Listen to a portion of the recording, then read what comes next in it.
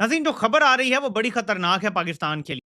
क्यों? तो क्या हुई? Company China backed copper mine जो है, उसने धमकी दी है पाकिस्तान को कि तुम हमें सिक्योरिटी फराहम करने में नाकाम होगी, इसलिए हम अपना काम यहां ठप के जाने लगे हैं। इससे पहले बैरिक गोल्ड ये फैसला सुना चुका है कि सिक्योरिटी की वजह से यहां हम काम नहीं कर सकते। अब चाइना भी कह रहा है कि हम यहां काम नहीं कर सकते, बलूचिस्तान में हालात इतने खराब हो गए हैं। ये नैरेटिव या उनका एजेंडा या प्रोपेगेंडा ये चल रहा है कि भाई बलूचिस्तान ने क्लेम कर दिया कि हम पाकिस्तान से अलग हैं, मतलब वो उनके अपने मीडिया पे। हालांकि आप इसके ऊपर क्या कहना चाहेंगे? मेरे ख्याल से इसमें हमारे हुक्मरानों का किरदार कुछ कई सालों से मनफी जा रहे हैं। चाहे आप बलूचिस्तान को देख लीजिए, बलूचिस्तान में पहले यही मौलाना साहब जो हैं, यानी मौलाना फजलुर रहमान साहब जो हैं, ये कहा करते थे कि तकरीबन 7 डिस्ट्रिक्ट ऐसी हैं जो कि अलहदगी चाह रही हैं, और अगर वो जाएं यूएन में और जाकर वहां पर अपने तो दोस्तों, बलूचिस्तान के हालात इतने आउट ऑफ कंट्रोल हो चुके हैं कि चाइना जैसा एक सुपर पावर बनने वाला देश भी पाकिस्तान का साथ छोड़ के भाग खड़ा हुआ है, क्योंकि बलूचिस्तान को पाकिस्तान ने चीन के हाथों ही बेचा था। परंतु अब बीएलए ने पाकिस्तान की आर्मी पर इतने हमले किए हैं कि जो माइंस चाइना को बेची थी पाकिस्तान ने, उन माइंस को छोड़ के चीनी कंपनियां भाग रही हैं और पाकिस्तान से रिफंड मांग रही हैं, जिससे पाकिस्तान की नाज़रीन, जो खबर आ रही है वो बड़ी खतरनाक है पाकिस्तान के लिए। पहले हम जरा इसका जायजा ले लेते हैं। China backed copper mine threatens Pakistan shut down over security risk. Worsening violence in Balochistan imperils Islamabad's resource ambitions. Almost all of the project's output, which accounted for most of Pakistan's roughly $750 million of copper products last year, is exported to China, according to official statistics. China की चाइनी हुकूमत से जुड़ी हुई company China backed copper mine जो है, उसने धमकी दी है पाकिस्तान को कि तुम हमें सिक्योरिटी फराहम करने में नाकाम होगी, इसलिए हम अपना काम यहां ठप के जाने लगे हैं। इससे पहले बैरिक गोल्ड ये फैसला सुना चुका है कि सिक्योरिटी की वजह से यहां हम काम नहीं कर सकते। अब चाइना भी कह रहा है कि हम यहां काम नहीं कर सकते, बलूचिस्तान में हालात इतने खराब हो गए हैं, और बाकी भी जहां जहां माइंस हैं वहां पे ये मुकम्मल तौर पे नाकाम हो गए हैं, नामुराद हो गए हैं। और इनके हालात ये हैं कि यकीन माने, आप तसव्वुर नहीं कर सकते कि मुल्क के हालात कितने बुरे हो चुके हैं। अगर मैं आपको सिर्फ लिस्ट बताना शुरू कर दूं ना, मेरी आधी वीडियो चली जाएगी। इन 4 मनहूस सालों में जब से ये मीर जाफर आया है और इसके साथ ये अर्दली लगा है, कितनी कंपनियां पाकिस्तान छोड़ गई हैं, तसव्वुर करना नामुमकिन है। नौबत यहां तक आ गई है कि जैज अपने 11,000 टावर्स या जितने भी हैं वो भी बेचने के लिए तैयार है। कैपिटल खड़ा करना इतना मुश्किल हो गया है पाकिस्तान जैसे मुल्क में। ये नैरेटिव या उनका एजेंडा या प्रोपेगेंडा ये चल रहा है कि भाई बलूचिस्तान ने क्लेम कर दिया कि हम पाकिस्तान से अलग हैं, मतलब वो उनके अपने मीडिया पे। हालांकि आप इसके ऊपर क्या कहना चाहेंगे? मेरे ख्याल से इसमें हमारे हुक्मरानों का किरदार कुछ कई सालों से मनफी रहा है। अच्छा, मेरी नेगेटिव रोल रहा जी है। जी बिल्कुल।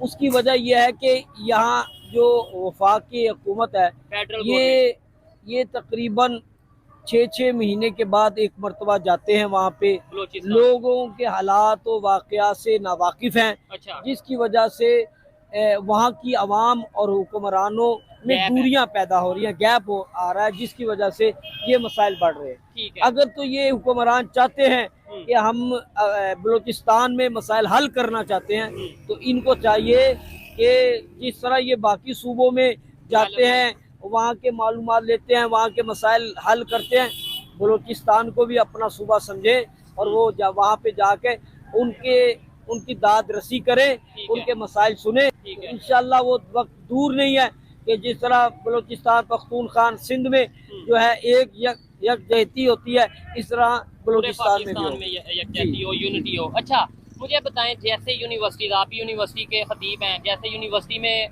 लाहौर में यूनिवर्सिटीज़ हैं, लाहौर में कॉलेजेस हैं, लाहौर में मेडिकल की दूसरी फैसिलिटीज़ हैं, क्या यही फैसिलिटीज़ ऐसे ही है सच बलूचिस्तान में उस एवरेज के साथ, उस रेशो के साथ मौजूद हैं? नहीं है, बल्कि आप सुनकर हैरान होंगे, पंजाब गवर्नमेंट, वफाक की गवर्नमेंट, वो बड़े एजाज़ के साथ कहती है कि हमने इतने लोगों को, इतने तलबा तालिबात को पंजाब में तालीम दे रहे हैं। अच्छा। और भाई वहाँ पे क्यों नहीं दे रहे? वो भी तो पाकिस्तान है। वो भी तो पाकिस्तान है। वो लोग पढ़ना चाहते हैं, वो इतनी दूर आते हैं, सिंध में आते हैं, पंजाब में आते हैं, वहां पर कॉलेज यूनिवर्सिटीज क्यों नहीं खोलते? ठीक हो गया। अच्छा, नौजवान जो हैं जैसे मैं हूँ या दूसरे जा रहे हैं, चाहे आप बलूचिस्तान को देख लीजिए। बलूचिस्तान में पहले यही मौलाना साहब जो हैं, यानी मौलाना फजलुर रहमान साहब जो हैं, ये कहा करते थे कि तकरीबन 7 डिस्ट्रिक्ट ऐसी हैं जो कि अलहदगी चाह रही हैं, और अगर वो जाएं यूएन में और जाकर वहां पर अपने लिए बात करें तो यकीनन उनकी बात भी सुनी जाएगी। लेकिन इस वक्त एक बड़ा हिस्सा, 7 डिस्ट्रिक्ट तो खैर रह गई, उससे भी कहीं ज्यादा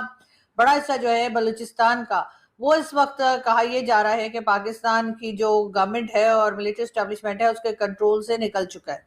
वहां पर जो है एक तरह से बीएलए और दूसरे लोग जो है उनका राज है, और हर तरफ जो है जो गलती की गई है वो यकीनन पाकिस्तान की गवर्नमेंट की ही तरफ से की गई है। जब आप डॉक्टर महारंग बलोच और इस तरह के लोगों को आप अरेस्ट कर देंगे, वहां के लोगों से बात नहीं करेंगे, उनकी जमीन से जो भी मिलेगा वो आप उठाकर कभी चाइना को दे देंगे, कभी अमेरिका को ऑफर करेंगे और कभी पंजाब या दूसरे एरियाज में ले जाएंगे, लेकिन उन लोगों की जो महरूमियां है वो खत्म नहीं होंगी। उसमें यकीनन बहुत से ऐसे लोग जिनका ताल्लुक बलूचिस्तान से है, जो बलूचिस्तान की गवर्नमेंट में है, और उनका भी हाथ है कि वो भी अपने लोगों के बारे में बात नहीं करते या अपने लोगों के लिए कोई आवाज नहीं उठाते, बल्कि वो अपने ही बेनिफिट्स देखते हैं। और अगर गवर्नमेंट की या मैनेजमेंट की तरफ से, या समझिए कि जो हमारे यहाँ की मिलिट्री एस्टेब्लिशमेंट है उस तरफ से, जब उनको कुछ उनका अपना कोई फायदा मिल जाता है वो लेकर और उसके बाद बैठ जाते हैं, बाकी लोगों के बारे में वो नहीं सोचते।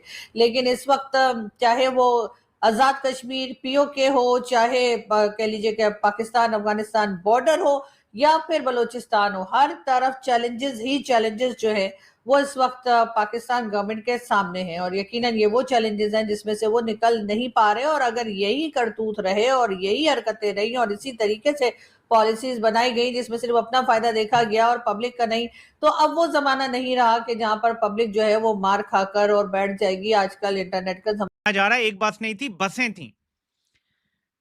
तो सूरत हाल आजाद कश्मीर में खुद कत्लेआम कर रहे हैं, बलूचिस्तान में कत्लेआम हो रहा है, ये भी कर रहे हैं, और सूरत हाल हर तरफ से काबू से बाहर है। बारिक गोल्ड छोड़ चुका, चाइना जाने की धमकी दे रहा है, छोड़ के जाने की। सारी कंपनियां बड़ी बड़ी मल्टीनेशनल छोड़ गई हैं, मीशत को इन्होंने बर्बाद कर दिया। इसीलिए तो मैंने दिन को आपको बताया था कि आप सऊदी अरब से फिर भीख मांग रहे हैं कि हमें 6-7 अरब डॉलर का, 6-7 अरब डॉलर का हमें तेल दे दो मुफ्त, डेफर पेमेंट पे दे दो, और साथ हमें। तो दोस्तों, पाकिस्तान बार बार छाती पीटता है कि बलूचिस्तान के अंदर जो कुछ भी हो रहा है उसमें भारत की साजिश है और भारत की साजिश पर यह सब कुछ हो रहा है, जबकि खुद के कर्मों के बारे में पाकिस्तानी कभी नहीं बताएंगे। इन्होंने बलूचिस्तान के बहुत सारे हिस्से को चीन के हाथों बेच दिया है, क्योंकि चीन से सीपैक के नाम पर 60 बिलियन इन्होंने लिए हैं। तो सारी जमीन बलूचिस्तान की, जिसमें गैस और ऑयल फीड की माइन है, कई प्रकार की कोयला और अन्य खनिज पदार्थों की माइंस, उनको चीन को बेच दिया है, जबकि असल में इनके ऊपर बलूचिस्तान के लोगों का हक है। और जब ये लोग अपना हक मांगते हैं या फिर वो पीसफुल प्रोटेस्ट भी करते हैं तो उनको पाकिस्तान की आर्मी गायब कर देती है। अब महारंग बलूच का ही उदाहरण ले लीजिए, उनका कोई गलती नहीं था, उनको पीसफुल प्रोटेस्ट की वजह से उम्र कैद की सजा सुनाई है पाकिस्तान के फील्ड मार्शल के कहने पर पाकिस्तान की अदालतों ने। तो कहां तक वहां के लोग शांत बैठेंगे? उन्होंने हथियार उठा लिए, फिर बने बीएलए और बीएलएफ जैसे ग्रुप, जो आज पाकिस्तान की आर्मी की इतनी कमर तोड़ धुलाई कर रहे हैं कि पाकिस्तान की सेना को बलूचिस्तान से भागना पड़ रहा है। और इनकी नंबर 1 आर्मी के आए दिन 10-20 जवान रोज बलूचिस्तान में मारे जाते हैं, और ये भी ऑपरेशन के नाम पर पाकिस्तान की तरफ से आम बलूचिस्तान के आम नागरिकों को मार रहे हैं। पर ये हमले इतने ज्यादा हो चुके हैं कि चीन भी इन हमलों से डर के बलूचिस्तान से भाग रहा है और पाकिस्तान को बड़ा इकोनॉमिक सेटबैक दे रहा है। अब इसके ऊपर पाकिस्तानी तो यही बोलेंगे कि ये भारत की चाल है, पर असल में ये सब वो कर्मा है जो कि आसिम मुनीर ने बलूचिस्तान में किया है, और अब लौट कर ये उनको ही लग रहा है।